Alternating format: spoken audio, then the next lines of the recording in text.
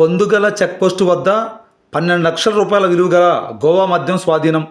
ఇక పూర్తి సమాచారం మేరకు పల్నాడు జిల్లా గురజాల నియోజకవర్గం దాచేపల్లి మండల పరిధిలోని పొందుగల చెక్పోస్టు వద్ద పోలీసులు మంగళవారం మధ్యాహ్నం 2 గంటల సమయంలో తనిఖీలు చేస్తూ ఉండగా భారీగా గోవా మద్యం స్వాధీనం చేసుకున్నారు. ఈ తనిఖీలకు సంబంధించి అక్రమంగా తరలిస్తున్న 5,300 సీసాల గోవా మద్యం, 74 కేసుల బీర్లు స్వాధీనం చేసుకున్నట్లుగా స్థానిక పోలీసులు పేర్కొన్నారు. వీటి విలువ సుమారు 12 లక్షల రూపాయల వరకు ఉంటుందని వారు తెలియజేశారు.